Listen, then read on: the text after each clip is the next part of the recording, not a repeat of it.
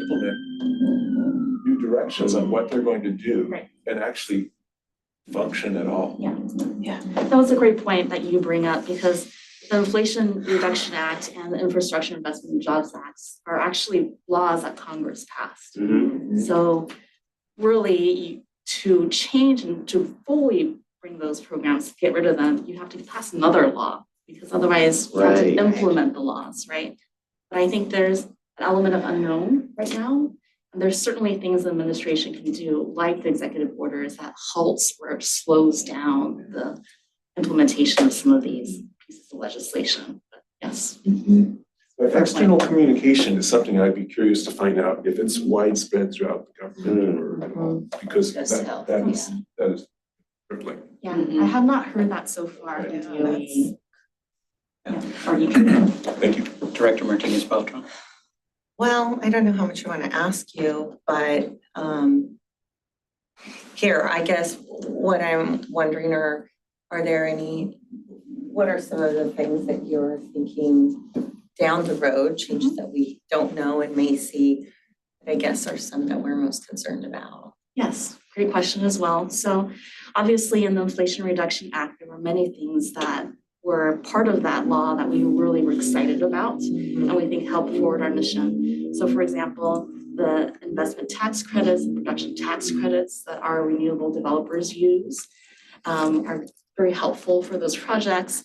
There were a number of residential tax credits, including 25C, which is a residential heat pump tax credit, $2,000 a year for a heat pump water heater or a heat pump furnace. That is also really helpful for customers. There's a variety of electric vehicle rebates as well. So those are the things that we are watching very closely. Not related to the Inflation Reduction Act, you've heard President Trump talk a lot about raising tariffs. That has a direct and material impact on our renewable projects as well. There was an executive order on tariffs, but it was not as harsh or specific than what people were anticipating. It was a federal agencies look at our trade deficit, come up with some recommendations versus a tariff right out the gate. So, well, just provide you some information about how the president has moved so far. Yeah. Okay. Thank you for all the work you're doing. I'll just add, we actually saw an uptick in phone calls from customers asking about what are the implications for the particularly the heat pump tax credits, like the electrification tax credits. So people are tracking and are wondering what the implications are of the executive orders. And we told them we're monitoring, and as we get more information, we'll update our guidance on them as well. A lot of uncertainty right now. Director Wiley. Thank you, Chair Klein. So I was going to say I agree with everything except no, I don't have a son at FDA. But that's essentially what I was going to ask. It would be helpful if we can have some kind of written talking points. And I'm looking at two categories. What are our concerns down the road? And what is happening right now? Because we're all watching that same space and there's a lot more depth of information that you will have. And if something is in the gray zone, perhaps it would be great, Monica, when you include that in your one-on-ones with the directors before the board meetings, because some information may not be that clear that you're ready to send an email to us. Like it's not that black and white is what I'm saying, but clear enough to you, the messaging. So just some of those thoughts. I agree with everything that has been said. It's a matter of deep concern to SVCE, to our residents and to the cities as well, because that was exactly my sinking feeling with the 12 million grant that you said. The prior council meeting, I very proudly shared, hey, finally we had the money for those 5 bus charges in our village that we had to remove because ARPA funds. And now here it's like, seriously, it's gone. And I picked it up on through the EO, and I can't keep track of all of that stuff the way Benna can. So support and guidance from you would be helpful. Director Martinez-Beltran. Along those lines too, I'm wondering if you have shared with the cities. Yeah, I shared with mine because I also announced it, so I shared with them as soon as I got notice from you. I didn't. You did. Okay. Staff directly, yeah. Okay, great. Director Scasola. So I'm just wondering, as time goes by, it seems that the contracts that we have in place, that every once in a while we have somebody's like, oh, we need to renegotiate this. So my question is, with these impending tariffs, if they go through, is this gonna, are we gonna get a flood of requests for renegotiated contracts? Yeah, so a lot of the developers have been on this since day one, since before November, right? They had their scenarios kind of laid out, and if this happens, and this is gonna happen, if this happens, this happens. For the contracts that we had that were conditioned on tariffs, or that they had some exposure to tariffs because the developer hadn't acquired the equipment yet. So once you acquire the equipment and you have it in US soil, you're no longer subject to any kind of tariff uncertainty. So for those developers, I think that's the majority of developers were okay. We had one developer who was still in the process of procuring equipment. And so we had to rush to make some changes to that agreement. We've been informed as of last week that they have acquired all their equipment, and so they're not going to be subject to, and we had an opener in the contract that will allow for a change in price if they were subject to a higher tariff. So developers are really smart. Same with PTC and ITC. Good to know. The PTC and the ITCs for the IRS rules, they just have these safe harbor procurement requirements. They have to purchase a certain amount of their equipment by a certain date. They've all pretty much met that requirement. Now, we'll see this is in future RFPs. So as we go out, because we're continuously buying resources to try to fill our needs, all the way till infinity, I guess, because we think we'll be here forever. And so they'll be embedded in future procurement efforts. But there's a lot of dynamics that go into that, into market conditions, not just what's happening in terms of ITC, PTC, and tariffs on the national level, but more importantly, what's happening here in California.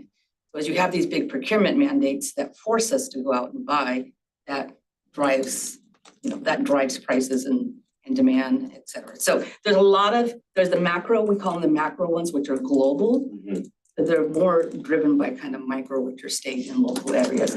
And when we talk a little bit about battery safety in a little bit, I think that's gonna have a big drive on battery prices, quite frankly, as you start to kind of figure out, what are we doing here? And we know what we're doing here in terms of battery safety.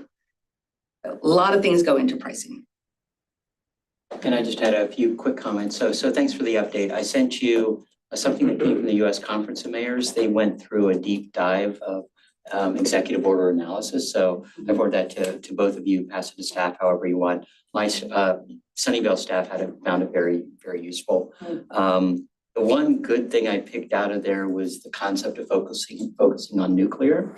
So trying to take, and I think that's going to be one of the big things that we should look at over the next 3.5 years.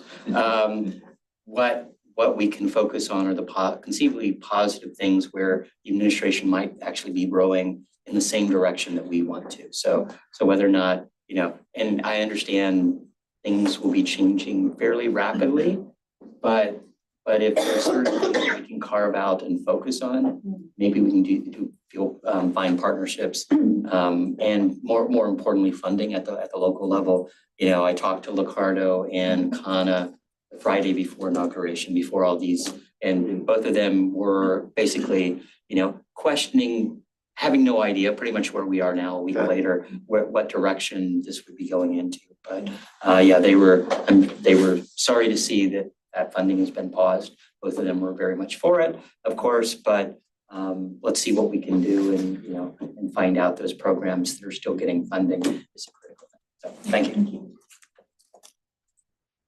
Okay, so battery safety update. I've got Chris on the line, should you have any specific questions, but this came up last week. If staff could provide a little bit more information about the fires that happened at the Vistra facility in Moss Landing. And of course, we don't have much insights other than what we all read in the paper, just to be clear. So we're not experts in this area. We're not there. We don't know exactly. And I think there's still some investigations that are happening to find out what was the cause of the fire.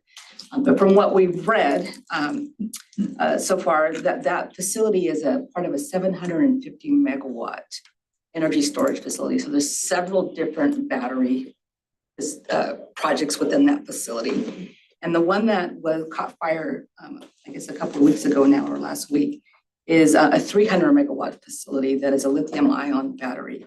That site itself, as I believe this would be the 4th fire at that site. Wow. Not at that particular project, but at that site. And so the owner of the battery, or Vista, the company, believes that it was essentially the batteries overheated. And when they overheat and they're enclosed in a building structure, it caused the whole structure to essentially collapse and add to the fire. And so the battery chemistry, and I'm looking at George because he'll probably correct me here, is it's a lithium ion chemistry. And according to Chris, it is a lithium nickel magnesium cobalt oxide battery, which we only have 2 of those types of projects in our portfolio, the Aratina and the Baldy Mesa. But when Vista was built, it was built before a whole lot of fire safety, battery fire safety kind of protocols got put in place because it's an early project. It's one of the first battery projects in California. Since then, there has been lots of improvements in how these batteries are housed. And so they're now housed in single containers. And so they don't have, when you put 300 megawatts in one facility in one big room and you have a fire, then the whole thing catches fire. Now we have them separated by containers, so 30 megawatts wouldn't be in one enclosure. So there has been some improvements to it. Obviously, the state cares about this a lot. And so the state has, the California Public Utility Commission has a data request out to all load serving entities, including SVCE. And we're complying with that. We're sending them all the information about all of our projects, both online and in development. They're obviously working with the developers as well. And they mostly want to know, like, what is the technology? What's the chemical makeup? How were they installed? What safety protocols do they have in place? But the reason the state cares about this so much is because we can't get to our 2045 goals without storage. We all know that, right? And so since 2020, California, through the CalISO system, has had about 500 megawatts of online storage capacity online. We now have 11,200 megawatts of storage. So that was in 4 years that all of this kind of got built. So that's quite a bit of capacity. But to get to our SB 100 goals, we're really looking at 50,000 megawatts of storage. So that's a lot more than what we have online now, right? And that all has to get done like within the next 5 to 10 years. And so that's a lot of capacity to bring online just from a transmission standpoint, for sure. And we all have seen those challenges. But now as we start to think about how they're going to site them, where they're going to site them, and Brenna will talk a little bit about a pending or a possible legislation or bill that might see its way through the legislature this year. The state kind of took away some of that control on siting and putting safety measures in place from the local jurisdictions and put it back at the state level through a bill that passed, I think, 2 years ago, right? And so there's some talk about reversing that. But batteries are going to be part of our clean goals. So we have to figure it out as buyers, as clean energy advocates, as load, how do we help ensure that they're safe too? We don't take on, so long as we don't own them, we don't have the liability, right? The contracts are very clear about who's liable for these, but we have to be part of the solution, right? We cannot just pretend like that's not our problem. It is part of our problem too, because we need these to meet our clean goals. So maybe, Ben, you can talk a little bit about the legislation. Sure. So Assemblymember Don Addis, which represents that region, Moss Landing area, introduced a bill, AB 303, last week to basically do what Monica said, to disallow the state from approving these projects and putting that approval and permitting back onto local governments. And then the bill also has a setback requirement of 3,200 feet from any sensitive uses. That includes schools, parks, community centers, housing. And you can't site them on environmentally sensitive lands, coastal wetlands, etc. So that bill has been introduced. It's going to go through the policy committee process. And I think there's going to be a robust conversation, like Monica said. And that's for utility scale. Yes, that's correct. Yes, so not for the stuff that you put in your garage. No, that's right. Or at your facilities. Yes. AB 303. Assemblymember Don Addis. It's a huge setback. It is really large. 3,200 feet. But if you talk about the contaminant, Yeah, okay, so it's If you how talk- far the plume might go, I guess. yes, that's the Part of bigger it, question. yeah. It's not the direct, well, fire is a high, so my last company was a battery charging software company. Yeah. And we were testing single cells. To see a single cell blow up is pretty impressive. And then you look at cars, you look at wall storage, and you look at big facilities, it becomes a very big issue from that standpoint. So, 3,000 feet, not a lot. It's good for fire and immediate explosion. But chemicals, you saw Mount Moss Landing was basically like 3 days. I can't remember how many days that people were, it's the chemicals and all that at the end of the day is a big issue. Yeah, so this is a big issue for us, obviously, one that we're monitoring and one that we really want to work with the local jurisdictions as much as possible. We'll be visiting a site in the Central Valley in April for ribbon cutting of a new battery storage that we added to a peaker. Again, we're proud of these facilities. We need these facilities to meet our clean goals. But we also understand the local concerns that happen in these communities where these projects, because they're not getting built in Silicon Valley, by the way. Yeah. They're getting built in other areas, and so we have to be very, they are hosting our clean goals in a sense. Okay, and then the last thing, just from the CEO report, just a few announcements on some of the joint agencies that we work in partnership with. So CalCCA, which is the group that we do all of our legislative and regulatory advocacy through, they have selected a new chair, Rob Shaw from Central Coast Community Energy. And I also want to announce that I am now on the executive committee there. It wasn't a very like competitive process. But anyway, and then just to let you know also that CalCCA's annual conference will be April 28th and 30th in Irvine. Andrea sent out the information. If you are interested in attending, please let us know as soon as possible because the hotel rooms are booking up. They have limited space for all of these for people. And then CC Power, which is California Community Power, this is the joint agency that we do joint procurement through. They also have selected a new chair, Lori Mitchell from San Jose Clean Energy, and I have been appointed to the ad hoc budget committee for that one. And so no updates from California Community Choice Financing Authority. And that concludes my CEO report. Any other questions or comments from directors? Any member of the public wishing to speak on this item? No? Okay. We'll move on to item 3, elect chair and vice chair of the 2025 SVCE Executive Committee. Over you. Thank you. Since this is the first time that we're meeting, we're going to go ahead and select our chair and vice chair of this group for the year. Again, this is for a 1-year term. Anybody from this group can serve in either of these roles and there are no term limits. So we will do this in a process very similar to what we did at the board level. So if there are more than one person interested in either of these roles, we'll do a roll call vote by name. And if there are more than 2, then the top 2 will move on and then hopefully we'll find a selection at that point. After somebody's been identified, we will ask for a vote to ratify the selection. At that point, Chair Klein will then pass the gavel on to the new chair and we will address the vice chair in the same fashion. Okay. Are there any questions about the process? Is there any member of the public wishing to speak on this? Let's get that over the way now. No hands raised. Okay. Is there any interest in chair? I'm interested. Thank you. Is there any other?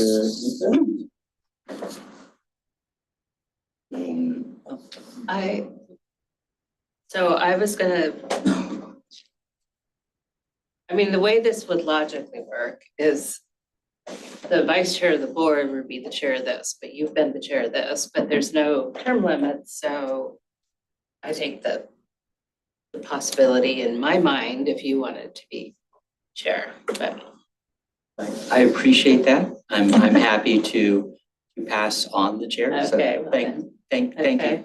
Thank you for that. Director Martinez Beltran, would you like to speak? Sure. I would love the opportunity to be the chair for the executive committee. I think you're all aware now that I'm interested in being leadership on the board itself. These past 2 years I've run for vice chair, and I think this would be a great, I heard some of my colleagues mention that they thought this would be a great way to prepare, and I would like to do that. so that I could prepare for leadership. I also think that it would be a great opportunity to, open up and maybe kind of get back on track where we get people who also get to come on and hold those roles. And we want to continue to build the pipeline as none of us plan or will be here forever. And so I think it's just a good opportunity for us to continue to build leadership. Thank you. Thank you. So you said a vote later to ratify. Do we don't need a vote at this point? Correct. We'll make a motion for Director Martinez Beltran since she's the only. Fantastic. Thank you. So congratulations. Thank you. Thank you very much. And you can continue running the meeting. Would somebody like to make an official motion and then we can? Do you want to wait to the end? Oh, So moved. second. Is that a second? Sure. Okay, thank you. And since we're all in the room, we can just do a call the question. Yes. All those in favor? Say Aye. Those opposed? Those abstained? Unanimous. Thank you. Congratulations. Thank you very much. Chair. I also wanted to add, because I heard Is this it? concern as well, if I could, that I will absolutely be here in person. I know that was important to, so I wanted to assure you that commitment as well. I think for members, however, if they, are looking and need remote access, I hope that we'll give them that grace as we do to our employees as well. So, okay, great. So I think I'm handing this back to you, right, for Vice Chair? Sure, we can do that. Is there anyone interested in the vice chair role? No one's interested. I could be convinced. By way of a motion. Yeah, well, I just need the assurance from the chair that and you already gave the assurance that you're planning on being here That's correct. and all that stuff, so it would be, you would, I don't want to end up acting as chair if you can't make it Yes. regularly, so, Right. but with your assurance that you will make it. Yes, yes, I'll And be here in lead, person, and I know sometimes. I can be vice chair, yeah. Sorry, that's a little awkward, but you know what I mean. I mean, if you feel that you don't want to do it, I don't think we want to make you do it, but I absolutely think you would be a great. All right, Jamie. You have a motion from me. Yes. Let's move on. Yes, right. Very good. Okay, so that was a motion from Director Walia, and who was the second? I'm sorry. Second. Chair, if you'd like to call the question. Okay, can we call the question? Aye. All in favor? All in favor? Aye. Aye. Any opposed? Abstentions? That passes unanimously. All All right. right, congratulations. And here. Gotta love those uncontentious. Okay, so Chock now. full of enthusiasm. Right.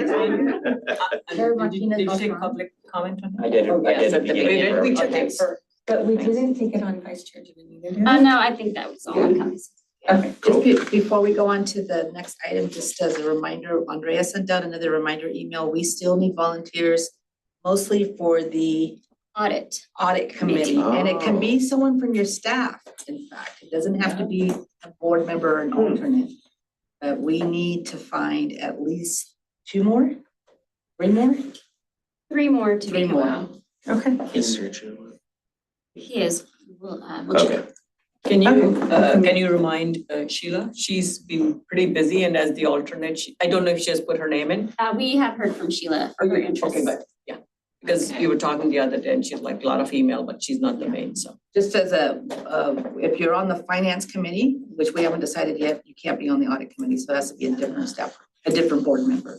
That's why we're encouraging maybe some of your staff for the audit committee. Are you full on the request for finance committee? Or do you need? Getting there. We have a good group so far. We have lots for the legislative committee. I heard that. Okay. Chair, would this be appropriate time for me to express thanks for Director Klein for his services? Absolutely. Appropriate time. I really Yeah, it appreciate is. his firm, strong leadership and his presence and as speaking as your new chair, and I thank you for your support on that. This is such an important committee, and the more I look at the things that we kind of volunteer to serve on outside boards. This is the most business-like one. And it has to be. We're facing these regulatory issues where there's a lot of dollars involved. You know, the future of a lot of things is in our hands. And so this is, I think we're all here for the right reasons. This is important work. And so I just want to say that the executive committee is a really key part of that as well.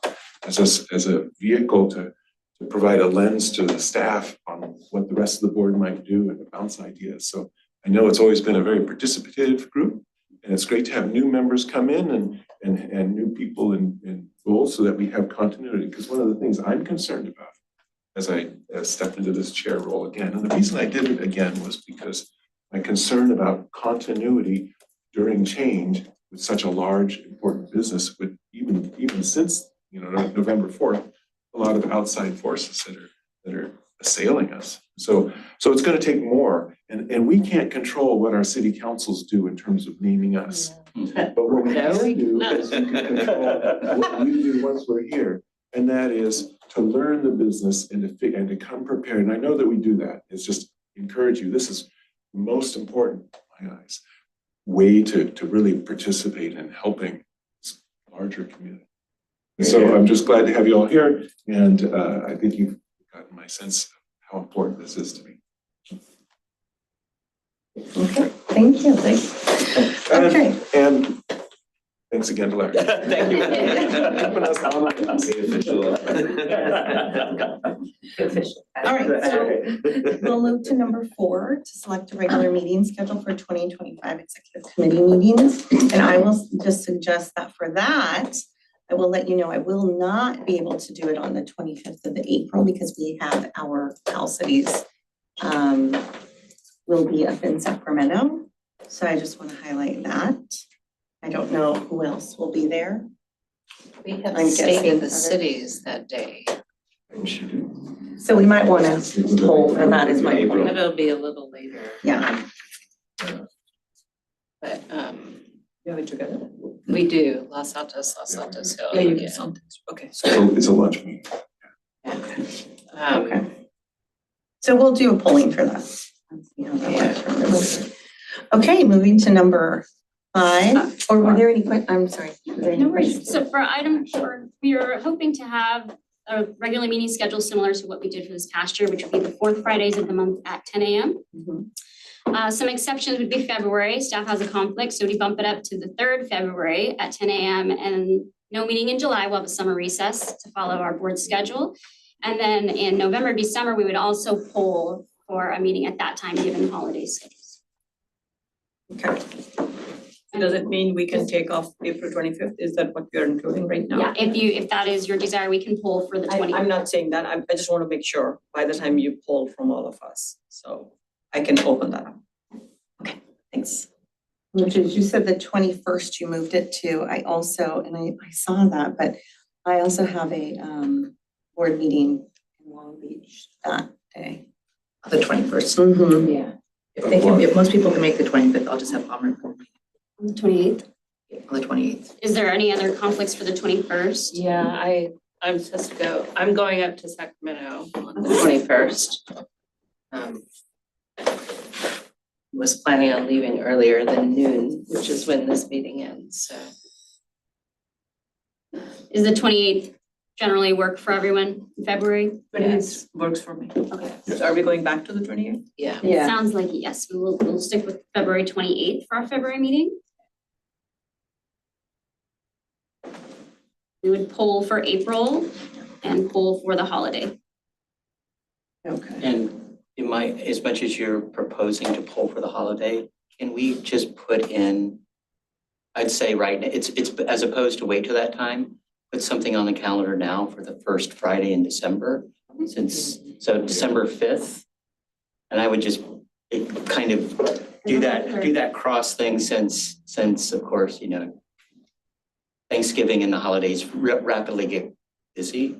I think it's a little bit easier if we just, and if we move it, if people have issues, we can move it, cancel it later. Great, December 5th, 10 a.m. And you'll send out meeting folders. I very much rely on those. Thank you. I was gonna ask you, did December in there yet, or was it just because No, if it is, I We haven't. were just gonna looked pull it, so we'll do December 5th kind of as a Okay. hold. So really the only question mark is April. at it. Yes. Thanks, Sandra. Okay, thank you. And that is a formal item to vote on, so I don't know if we want to open public comment and then go for a vote. Okay. Let's comment. No comments. All right. So then, can we just take roll? If somebody would like to make a I'll motion make, to, I'll make a motion to move the February meeting to the 28th. Oh, on the April 25th meeting and have a tentative meeting on December 5th. and also cancel July, everybody's okay with cancellation? Yes, as I was in the staff report, yes. Thank you. Second. Okay, second by Member Malia. All those in favor? Aye. Okay, very good. So now we'll move to item number 5. Recommend the SVCE Board of Directors approve an updated cash out policy for rooftop solar customers. And I pass it to you. Well, thank you so much. For those who don't know me, I'm Peyton Parks. I'm on the energy services team here at SVCE, which now falls under the larger customer success team that Justin is leading. And we're going to talk about a population of our customers, specifically solar customers today, and what success might mean for them as well as for the agency. So next slide, Andrea. Top line, topic sentence, what we'd like to propose today is that we establish a new net surplus cash out policy at SVCE to begin in January 2026, so about a year from now. Currently, SVCE is paying 2 times the PG&E net surplus compensation rate. We'll get into what that is. And what we'd like to propose is that we move that to 1x, so essentially mirroring what it is that PG&E will pay customers for excess solar generation. So this chart will help us kind of whittle down and really understand who it is that we're talking about in this solar population. So starting on the left here, we understand that solar customers are constantly in sort of a push and pull with their energy. So they produce solar during daylight hours, they consume power during the times that the sun is not in the sky. And ideally, that push and pull would come to a balance. So the goal would really be for your solar generation to equal what your consumption of power is. But there's about 25% of our solar customers who generate more kilowatt hours on an annual basis than what they're consuming. Based on the 40,000 folks that we have with solar on their rooftops, that's about 10,000 people who are pushing more back to the grid than they're actually consuming. Now, when we're talking about NSC, we're talking about these annual kilowatt hours and then multiplying those kilowatt hours by a predetermined rate. So currently we're doing 2x PG&E. That calculation is done, and then in April, when we close the books on the solar year, which runs from May to April at SVCE, we pay those customers for their excess power. Now, if your credit at that time, based on that calculation, is over $100, you get a check in the mail, which is very nice for our customers. If it's under $100, you get a credit directly to your bill statement. Any questions up to this I point? do have one question, and that is, when you say the rate, do you mean the generation rate or the total rate? Very fair. So the rate that we're talking about here is net surplus compensation, which is a special rate. So for solar folks, they net meter during the course of a month mostly at retail rates. But by the end of the year, when they have this surplus, we don't pay them at a retail rate. We pay them 2 times the 12-month rolling average of what PG&E valued the grid power during daylight hours. And So it's And the you avoided cost of it generation. is the avoided cost. And you can see why all that verbiage didn't make it to a slide.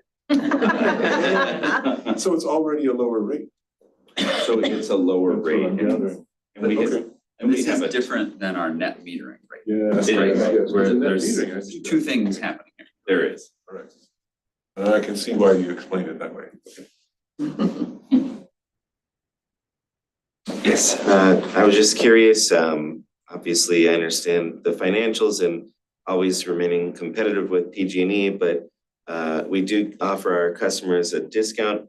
We always have, whether it be a very small increment. So I'm wondering, matching them, what's the way I want to phrase this? If we, even just by a fractional percentage point, like we're better than PG&E, like we give back more, what benefits would there be in that? I think that there's still a fair amount of benefits in it for solar customers under SVCE. The first one would be that when their solar is not producing and they must draw power from the grid, they're receiving that discount. The other would be that if they opt to purchase our Green Prime 100% renewable product, that surcharge of 1.7 cents is returned to them in full for the times that they export. And we also do a monthly account settlement as opposed to a once annual true up. So if customers are generating less power than they use, they're able to pay that portion monthly rather than have a large true up add up to the end of the year. And has it been thought about the PR point of view, just, like, even if it's just a fraction, like I was saying, instead of being matching PG&E, we give you a bigger check, if you will. Sure. In the end, like has that been discussed at all? Well, I think it's very much part of the conversation today and why we wanted to bring it to the group.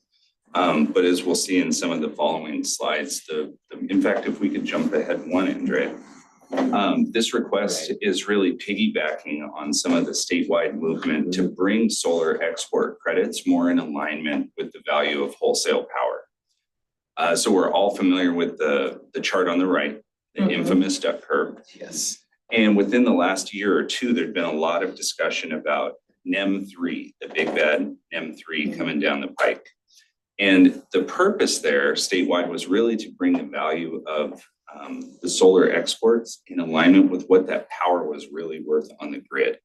As opposed to in the past, customers grandfathered under NEM 1, NEM 2 had really seen some very rich incentives. And so those incentives it's been determined that they do outweigh the benefit to the electrical system. And so when we're talking about bringing things in alignment, going back to what Director Tyson said, there's really two things at play. There's the push and pull hourly in how that energy is exchanged.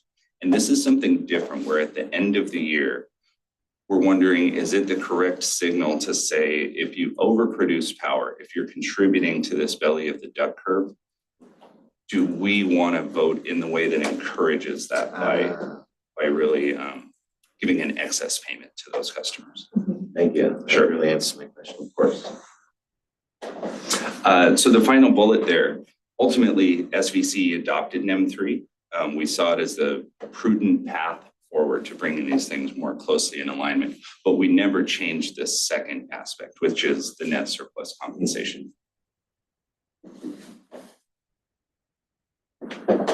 And this wouldn't be the first time that we've changed these cash outs for customers. And to your point, Director Scazzola, the competitive advantage was very important to us from a PR standpoint early on. So from 2018 to 2022, our cash outs were happening at a full retail rate for these kilowatt hours, which was far and away, there's 4 greater signs there, more valuable than PG&E's NSC. Yes. Now, as we watched rooftop solar grow over that time, we started with 17,000 customers. We now have 40,000. Wow. So that became a very rich incentive and also fairly expensive for SVCE to try to maintain. That makes sense. So for the years of 2023, 24, and now moving into 25 as we approach April, we're under the current policy of double the NSC rate, which is still a rich incentive. You see 2 greater than signs on the chart there. But that was the competitive advantage that we were focusing on. Moving into 2026, we'd like to go the way of implementing NIM3, getting things in alignment. And so you can see that SVCE's cash out is proposed to be equivalent to PG&E's NSC rate. Yes, Director Willia. Yes, please, Director. Wong. So one of the key questions as we have seen this progress and evolve the last few years from NEM 1, 2 to 3, a lot of residents complain that it's not that beneficial. So how much of a drop are we expecting? Essentially, people getting disincentivized, comparatively speaking, why should I put solar rooftop? And is that signal, to what extent is it beneficial to us? Sure. I think that we're sort of at the crux now where we're seeing that NEM3 wasn't maybe as impactful in the marketplace as we thought it was going to be. In fact, an article just came out this morning from Severin Borstein at Berkeley. And it details sort of the rise and fall, sort of the consumer panic around NEM3. And so leading up to the implementation, there was a 10x multiplication in how many of these net metering agreements were coming through, trying to beat the clock that they grandfathered in. Yes. And then a sharp drop afterwards. And according to the article, we've now reached levels where we're at parity with where we were in 2020 in terms of installs going on. We also understand about NEM3 that there are greater incentives now to install a battery. I think with wildfires and resiliency top of mind, it's really pushing people in those directions. And so NEM3 paired with the battery tends to still be really beneficial to customers. And I think that the marketplace is starting to understand that. Yeah, and just maybe you can talk to this, but we are planning to bring something to the board with respect to batteries and incentivizing batteries. Yeah, we have a solicitation out right now for a kind of overarching, very broad demand flexibility project program that we're going to be rolling out. And so once we get that in place, as part of that, we're assessing, what is the value of all of the different distributed energy resources or DERs that are out there, water heaters, EVs, HVAC, load shifting, and batteries. And so as kind of part of that umbrella, I think we will be assessing, additional incentives that we might want to put out so that we get batteries that are not just out there, but are actually enrolled in some sort of SVCE related program so that we are getting, all of the benefit we can from those. This is sort of influencing every system that exists. And so it's a little bit broader, or the benefits are a little bit more nebulous. So I think tying that there. So you'll be seeing that as we roll out that contract and develop that into a full program. Okay, thank you. And there would be some adjustment also as with NEM3. A lot of people, as you mentioned, they made sure I have a lot of residents, including my next door neighbor or across the street. I'm sure. Very proudly shared with me. Yes, so I have been aware of this happening and I haven't caught up with the article. I saw that coming this morning, didn't have time. So thank you for reminding me. Did it get sent to us? No, unless you're on we can add you to the Berkeley blog if you'd like to be. The Berkeley blog. Or what is it, the Haas Institute blog? It's several blogs. Or just a link to this particular paper with. Sure. Yeah. Yeah, it's great. We'll add you to it. Yes. Anyone else? So just to clarify, the battery you're referring to in this incentive program, because I hear in front of the meter and behind the meter, you're saying, in effect, batteries that participate as part of the grid controlled flow, or are you not saying that? Because people will put in a battery because they want to have an emergency power goes out. That's one thing. But what we're talking about, I think, is more time of day and somebody's controlling the flow.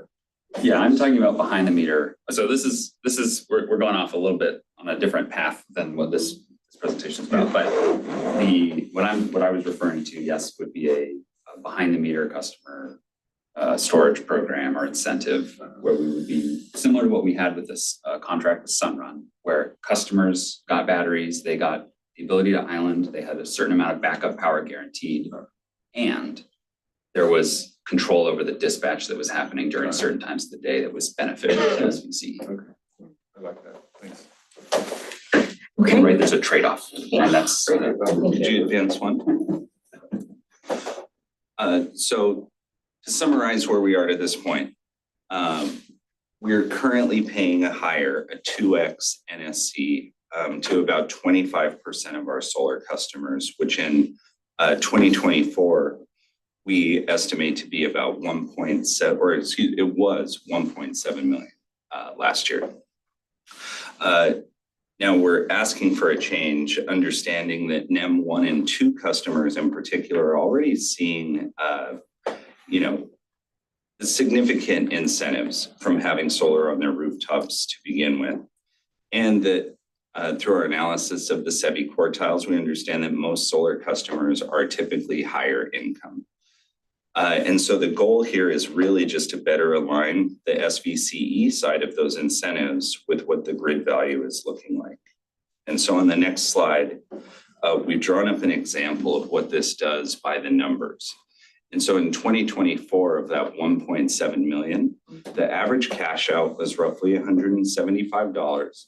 Under this new policy, that average cash out would be just under $100.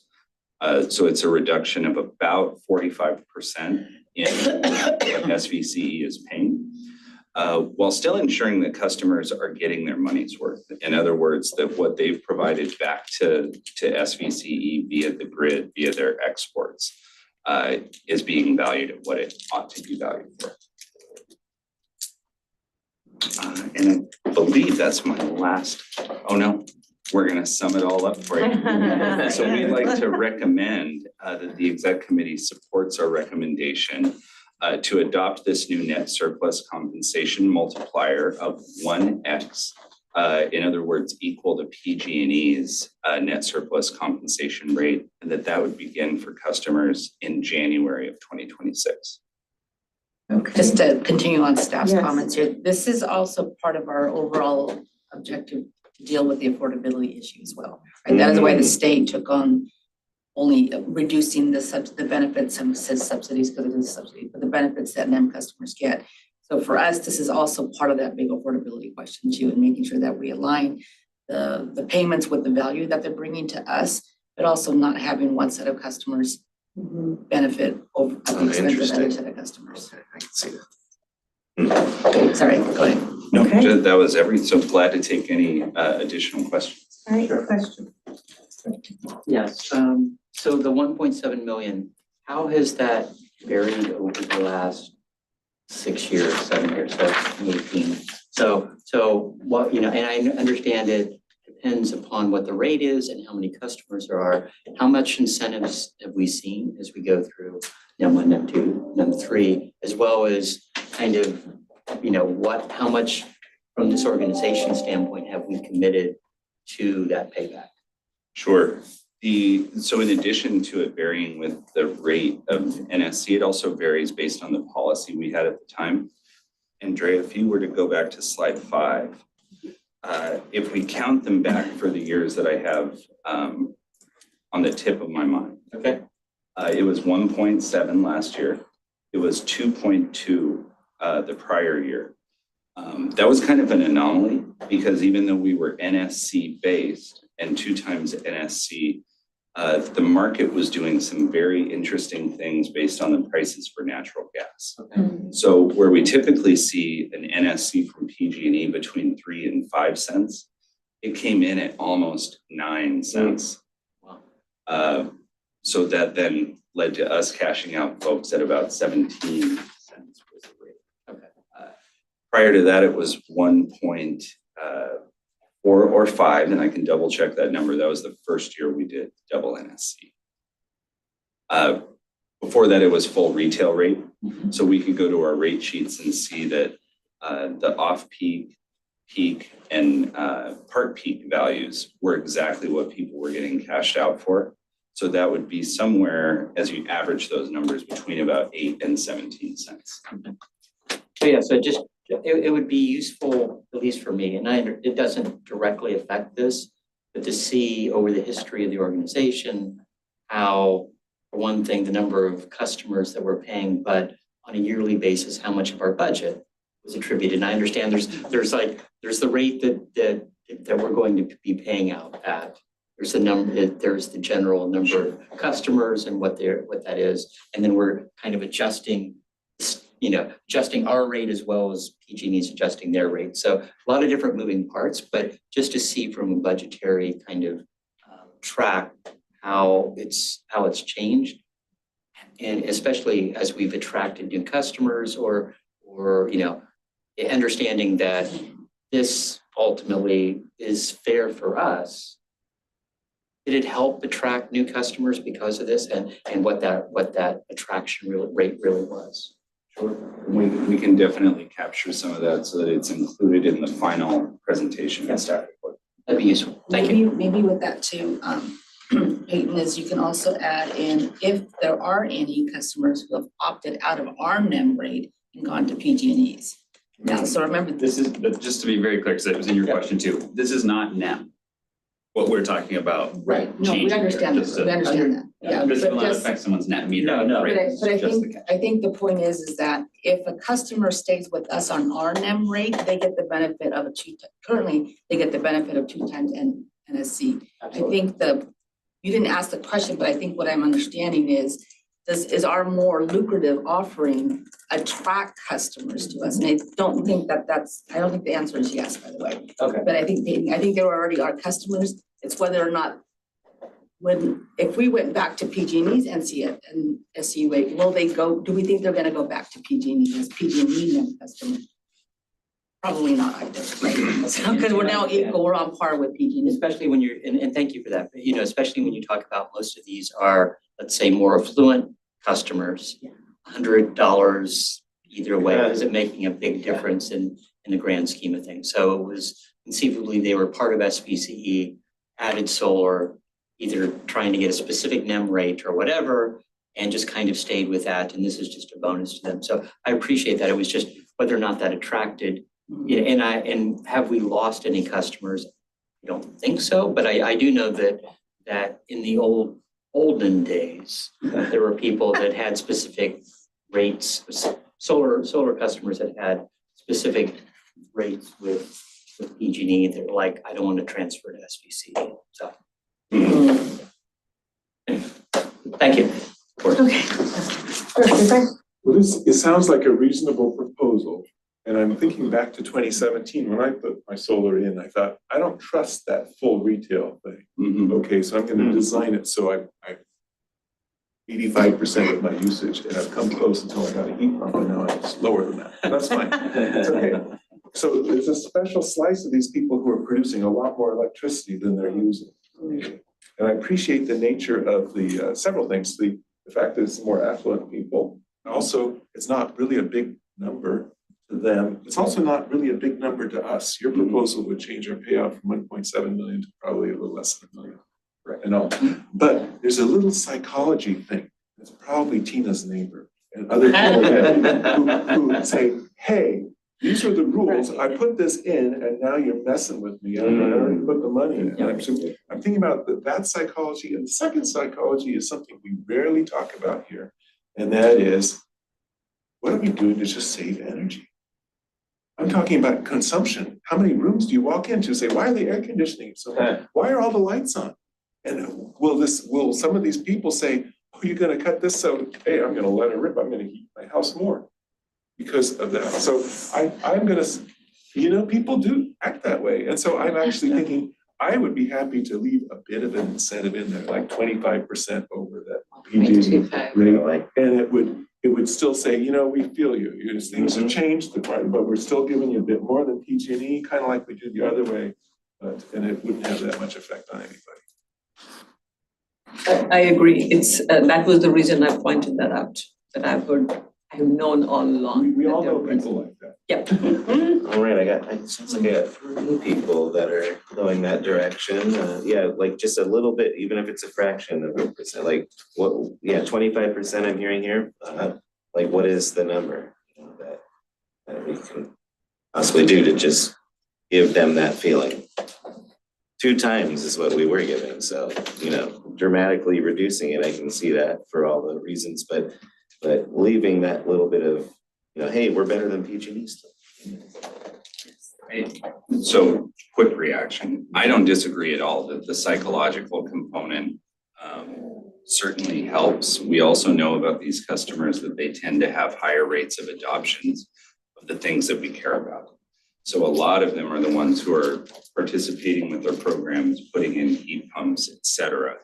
And so we certainly don't want to alienate them, but I think that this proposal was drawn up with an equity lens in mind that says, you know, we don't really want to treat a customer who ultimately pays the organization less. We receive less revenue from solar customers than we do from someone who draws power from the grid exclusively, with too many additional incentives above and beyond what they're already getting from the panels on their roofs. And I think that we'd be happy to consider another point of view, but that's where we were when we were sort of focusing in on this proposal. And from an equity standpoint, is there a possibility that maybe we could get very specific with, you know, the new funds that we would be gaining from reducing this, going from 2 times down to whatever we decide ultimately? Can we be real specific in where that funding goes to? Maybe some more programs or things that would help, you know, lower income community. I think that might be a beautiful compromise potentially. Yeah, I think the default is it just goes back to the bottom line and then that helps us determine what we can offer as. It goes into the big to all. pool and Yeah, we can- ultimately, okay, exactly. so got it. Let's lower expense for this particular group of customers. I was just thinking of equity that, you know, in mind, with that in mind, I'm just seeing if, because we are ultimately, if we go this direction, we will be gaining a little bit of more money. And so with equity in mind, I'm hoping that we can direct those funds, you know, maybe not these specific ones, but, you know, I know that that's one of our number one things is trying to be more equitable. So I think you get my point. Yeah, and the other thing, just to kind of reiterate, is because we know that these customers are, again, they're the early adopters on many of our programs and measures. They're the ones who are paying attention most to kind of these, how to reduce greenhouse gas emissions. This is why when we first brought the changes to NEM to the board back, I don't remember when that was, last year sometime, we also said that we're going to come forward with a proposal for how to provide incentives via batteries to help provide more benefits to these customers so that they get more value out of their solar system through the use of a battery, right? Because you don't want to be producing all your electricity during the middle of the day when there's not valuable, but you know, we help them shift it to the later hours of the day or the evening, and that's when prices are highest. They're going to get more money as well. So I think that's where we want to focus our effort. That feels like a better kind of solution is try to get more value out of these systems. And because we know that they'll probably likely do it because they are early adopters. Okay, Director Mathers. Yeah, I was just gonna ask, there are some very tuned in customers, but there's others who get a check and it's like, oh, that's great. And no, which would probably include me, you know, I get a check from SVCE. Bonus. And it's like, oh, but you know, don't really go down below the surface of why and what it's tied to. Right. And maybe Tina's neighbor does, but so I just wonder what the proportion is of customers who actually understand what that check is, where it comes from, and have enough information to react. You know, if I get a check and it's $75 or I get a check it's $150, Right. I'm not really gonna challenge it because I don't, you know, even I don't really follow where that's stemming from. So I don't want to say does it matter because it matters in many ways, but like if you talk about trying to incent a less deep duck curve, again, those customers are not thinking about the duck curve. It's rates that drive them to usage that will affect the duck curve. So what I'm saying is we spend a lot of time and even on our discount rate of 4% on things that aren't necessarily driving the consumer. So I can support coming out equal with PG&E, but I understand the psychological. I just wonder how many people are affected by 1.25%, you know, a little smidgen over PG&E versus equal. Does anybody even know or understand or care that what proportion cares or understands? You just have to have a big, logo, SVCE, cut you this check, that. Well, I did that see helps. that part, I saw that part, So, let you- so to that point, we definitely take these checks as a branding and marketing Yeah. opportunity. Great. And so each year, we're working closely with Pam Leonard and her team to take this population that we know is highly engaged and market programs, rebates, and offers within the letter that comes in that Great. check. So we don't let that opportunity slide by us. And then an aside, because you got your check and didn't really know where it's from, my mother-in-law also got her annual check. And it was for something around $200, and she didn't read the letter. I wish she had read the letter. But so instead, she calls me because she sees the logo. And she's like, this is where you work. Is it? Sweetie, read the letter. This is for you because you did well with your solar. She's like, Yeah. so I can cash it. Yeah, absolutely, that's real money. I was one step above that, but I knew I could cash it. You just didn't know what I was doing. No, I mean, I kind of knew, I was downplaying it, but Sure. you get a check in Point the taken. mail, you're gonna cash it, but you're not necessarily gonna dissect whether it's incenting, shifting your use of energy or decreasing. I mean, that's one thing we do lose sight of is decreasing our energy consumption. I think you said that earlier. We're shifting it and trying to be more efficient in it, but we're not, talking about decreasing it overall, which we need to do as well. Sorry, I'm gonna get off my soapbox and go back to being quiet. Those are good point. I'll say, I think, well, we're not doing comments yet, but I guess my question was what you were talking to, how this can help us with resiliency, and is that really where I think we probably want to be headed? Everybody's starting to think that way, even individuals, not just cities, not just large organizations, but as we see everything and how things are changing and how we're being impacted by climate change. And so perhaps this is an opportunity to do a good piece of education to these great customers who've really been, leading the charge. But I think it could support as well the recommendation. But I just wanted to hear, and it sounds like, yes, that you said this is a branding opportunity. And I think branding mixed with, we want to focus on resilience could probably be part of that package. Definitely. Yeah, I think if we're coming down to deciding the value between, 1x PG&E to 1.25x, it's a matter of $25 to $50 for most of these folks. Whereas the offer contained inside that communication might be substantially more valuable to them if they're adding a battery, adding a heat pump, home charging, et cetera. The other side of that is that, regardless of what the final number is that we change it to, this will require a period of noticing in which we're going to have to bring these customers in closer. And as part of this process, that's why we've delayed implementation to January, so that we can essentially be in their inbox 3, 4, 5 times leading up to this change happening. Each of those presenting an opportunity to push more of our message out. Okay, that's great. So are there any other questions? Okay, should we take public comment? Yes. No hands raised for this item. Okay, very good. So then if there's any other further conversation we want to have, comments, or if anybody's ready to make a motion, I am. Anyone? Okay, well, I'll go ahead and move to support staff's recommendation. Do we have a second? Second. All right, Director Meadows. So all those in favor, right? Okay, aye. Aye. There you go. Looks like that passed. Thank you, both of you. And then we will move on to number 6, which is our EV rebates.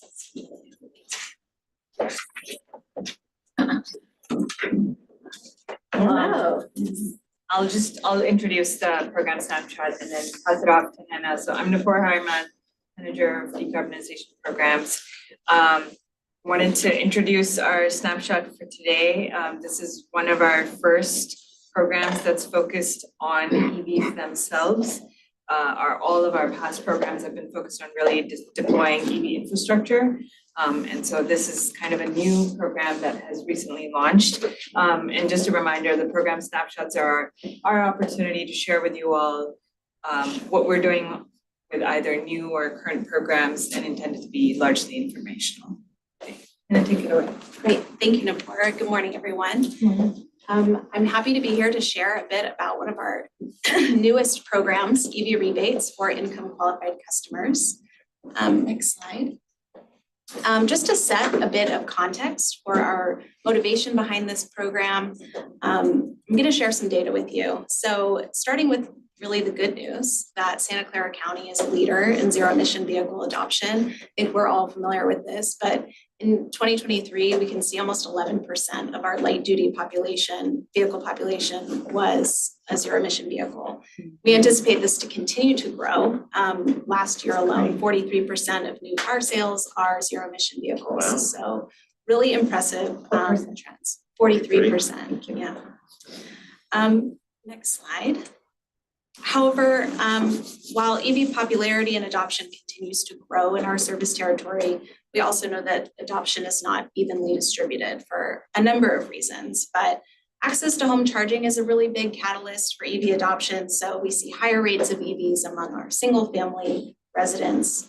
And we also know that the majority of EVs are registered in our wealthier and least vulnerable communities in our service territory. Next slide.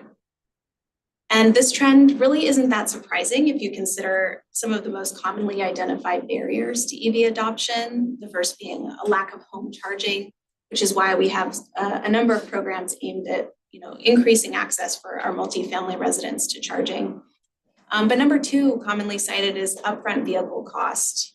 We know that EV costs are coming down, but they're still not quite at parity with internal combustion engine vehicles.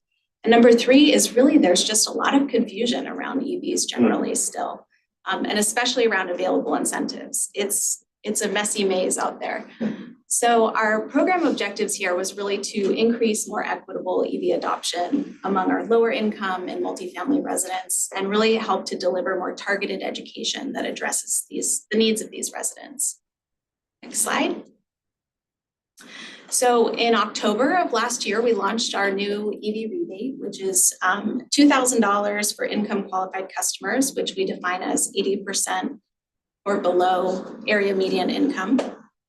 We provide this rebate both for new and used vehicles, and it's it can be purchased or leased, and it's fully stackable with other federal and other regional incentives. And we aligned our income levels with other programs to really help folks maximize the savings intentionally to be able to stack with other things. We also integrated one-on-one EV support through our Go Electric Advisor service, so people can call up or email or chat any questions they have about EVs and about available incentives. And it's available as both an instant rebate off the sale price of the vehicle at a local participating dealership or as a post-purchase rebate.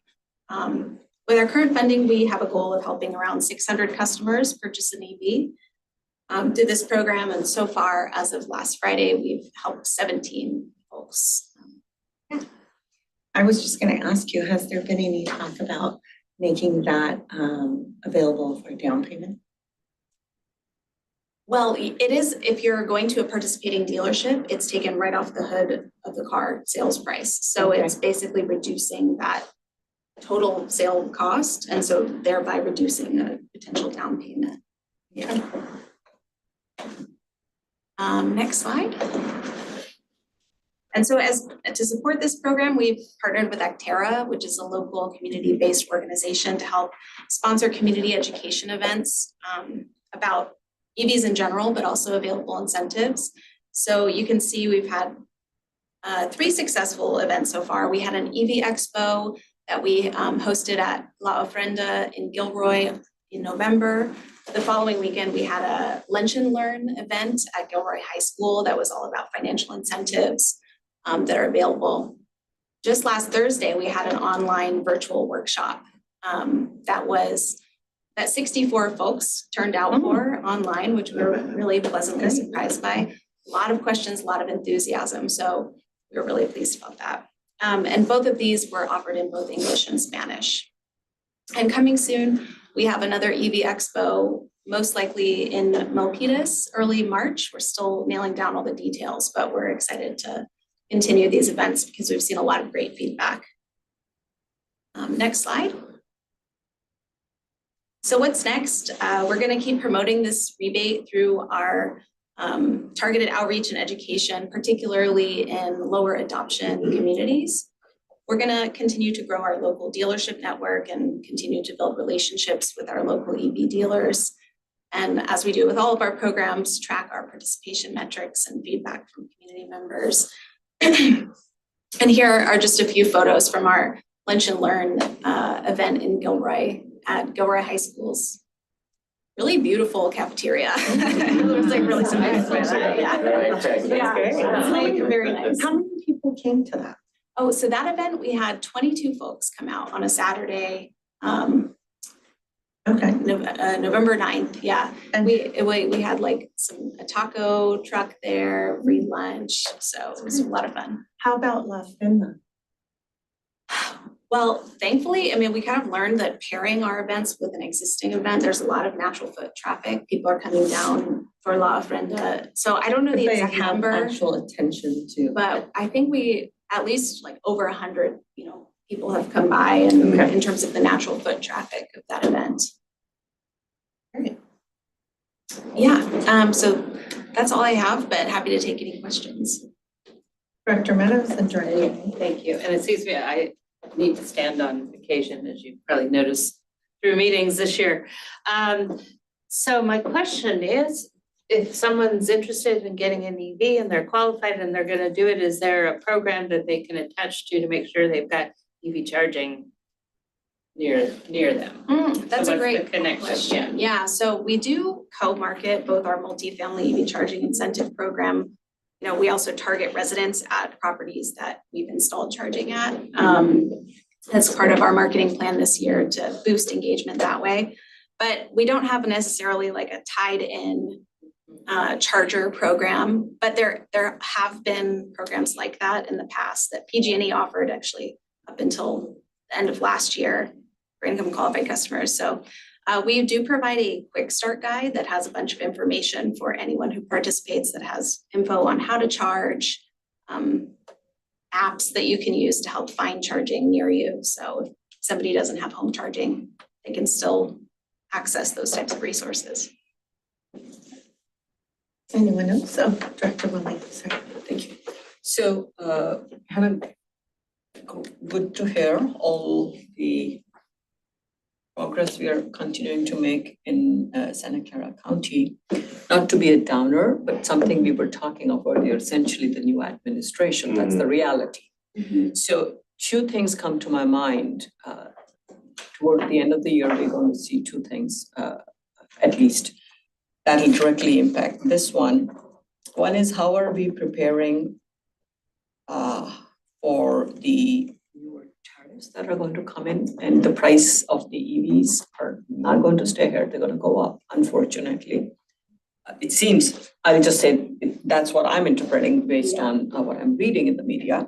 The second part is, again, connecting to the executive orders coming, there has been a very direct, or federal government at least, a pullback from DEI related. Right now, it is restricted to something very specific. How is that going to trickle down to us? Are these two things that we are keeping in mind? I just wanted to highlight that. We are all aware of. I can start and then, yeah, so certainly the changes in the federal administration are something we're keeping a close eye on, particularly the threat to the federal tax credits that are a huge boost, to be able to stack $7,500 is a huge thing, or $4,000 for a used EV. So these changes we're keeping an eye on it. There are some things that kind of in a wait and see pattern, but I think what we're also helping to communicate to customers is if this is something you're considering, sooner the better. You can take advantage of our incentive, the federal tax credits, and we do see a lot of questions about that from customers at these events.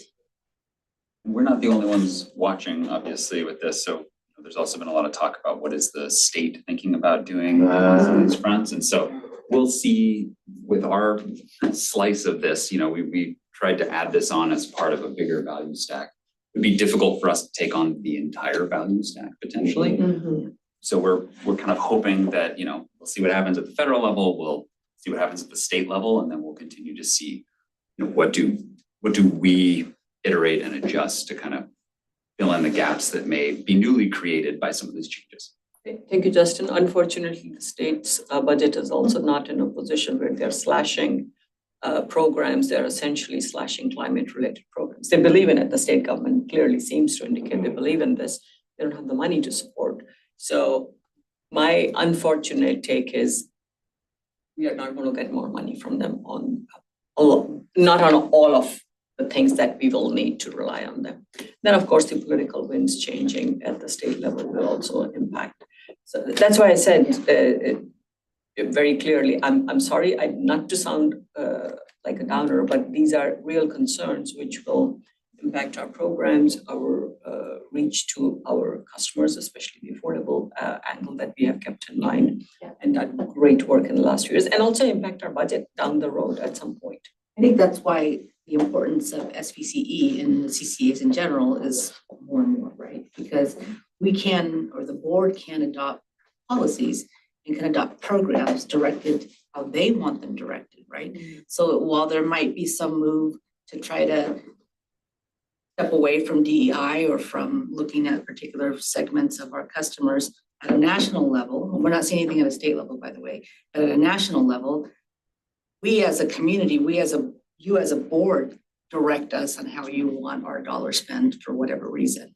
So programs that we offer to a certain segment of our customers because we think it's harder to reach them and they perhaps need more incentives because we want everybody to be able to benefit from electrification and decarbonization, that is on the board to decide. And so the part of it is just the programs that we bring, and then we've got this community clean energy fund, where we'll talk about that as well, making sure that we can sustain those programs, not just for next year and the year after that, but longer term. So that's where the power of local control is really, really important, quite frankly.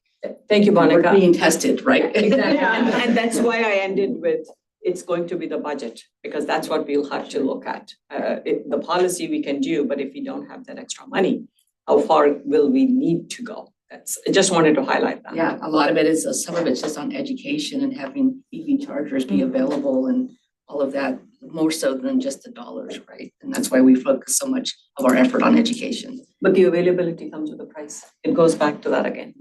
Case in point, my city is not going to be able to fund those 5 chargers that we were relying on from that grant. So it still comes down to. We have our new grant program coming too, so. We had planned something else for that. Again, something gets cut. That's all I was saying. Thank you. Okay, Director Khan. Yes, and I will say one thing, there is the $10 billion bond sitting out there that the state, the state has budgetary issues. That being said, the residents of the state, the voters of the state just gave them $10 billion of environmental, focus to spend. And so hopefully some of these programs don't go away just because of the fluctuation from the state, but from a budget year by budget year standpoint, kind of continuing on the DEI standpoint, reaching non-English speakers becomes a critical thing, and love that you're doing like online efforts. One of the things that we've done from a city standpoint now is simultaneous English to up to 50 different language translations going on, and something to think about especially for the online programs that you're looking at. Whether or not we move that to all of our meetings becomes the secondary thing, but I do think that from an outreach standpoint, that is an area where we don't have to have one Spanish speaking meeting and then others. So when you talked about multiple languages, they're only single language outreach that we're looking at right now. So our events so far have been both English and Spanish, and they've been simultaneous. So in the Lunch and Learn, it was actually kind of cool. There were like these headsets that people could put on, and it was being live translated by one of the staff members from Actera. And then online, Zoom has a function where you can have a live interpreter that you can listen to. But again, it's 2 languages, so it wasn't 50, but But you know, and we live in such a, diverse community that yeah. that making sure that we're reaching out to some of the less heard, less connected portions of our community, I think would be a goal for, in my mind, for 2025. Not that, definitely it's giving away the money and programs that we can, but especially for some of the communities that we don't hear from.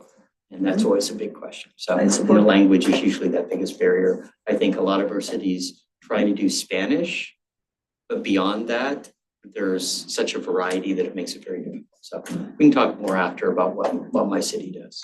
Thank you.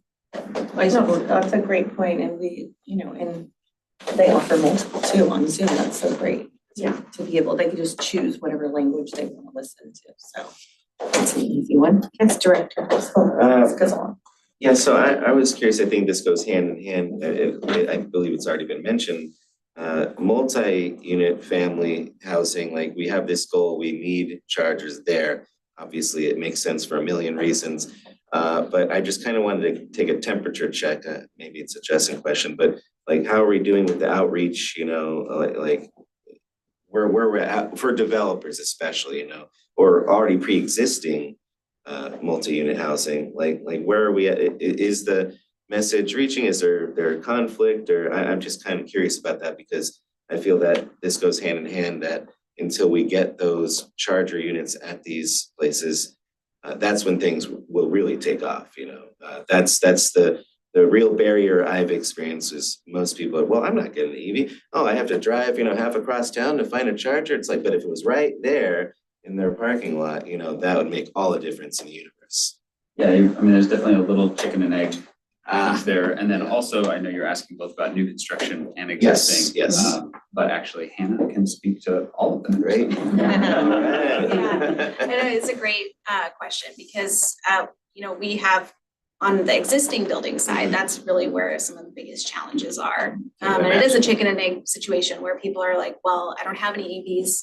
No, none of my tenants have them yet, so I have no need for this. Or do I invest all this money in infrastructure and it's just gonna sit there and I have to deal with it? So there is a bit of a education barrier, but I will also say a lot of property managers here recognize that this is coming and it is important. Absolutely. And so we've seen a growth in our both interest and also participation in our technical assistance program, which we offer. It's a free program for multifamily property owners who are like, I don't know where to start here, help me with this process. Or there's folks who have already identified a installer and they just want to access our incentives. So we've seen a growth there in our participation. I think we finished in our program alone, 16 properties have installed charging. We have a pipeline of 21 more reservations currently, and we're constantly growing. It is a tricky market to market to. Finding the right person, the decision maker at a property is a little bit tricky, but it's something that we're constantly iterating on in terms of how we can get the message out. Okay, did we have, yes, Director Just Willey. very quickly, I know you have been working on the new multifamily coming because we have talked about that. I know you're working on it, just wanted to add that. Yeah, right. I forgot about that. And new construction, we're fortunate to have really strong reach codes that encourage, adding the charging when the building is built, which is the most cost-effective way to do it. And so thankfully we have that. And for affordable housing, new construction, we also offer incentives to help make those projects happen. Okay, not seeing any other comments. Did we want to take other comments, please? No hands raised for this item. All right, well, given this informational item, I think we're done with this. Thank you so much, Hannah. That was great information. And does anybody have any announcements or anything they want to share? Yes, Okay, Director Tyson. you may recall that I missed the last board. You probably forgot, but. But I do want to express my great appreciation to Tina Wonga for standing in for a complicated meeting. And the best efforts into it, so a little aloha. Thank you. Oh, that was well deserved. If you don't take it, Tina, I will. So long as it's not food. I know Tina. Okay. Yes. My wife said, oh, okay, so we got stuff. And then she said, let me wrap it up and make it pretty. And I said, she is talented. I'd keep the box. That is gorgeous. You didn't have to. Yes, it was a complicated meeting, but then SVCE is a very, very special board and a phenomenal staff. So just like we talk of our SVCE customers across the 13 territories, we have to sometimes take a little longer, communication or something, just go a little slower, and the results are always good and well meant. We all care for this organization, we all work hard, and we all support the efforts and the goals of the mission. That's essentially what it comes down to. The rest of us, Larry hears this from me more than the others because there are other groups. Santa Clara County is one large family. And so whatever works out in one part will impact another city. So we all need to work together, and we do a phenomenal job. For that, I'll thank each one of you. Well, on that note, yes, and I think we'll have to do more of that as is apparent with what's happening now for our mission, so in all facets. So on that good note, working together means adjourned. All right. Thank you all. Okay, I'm gonna run to. New year.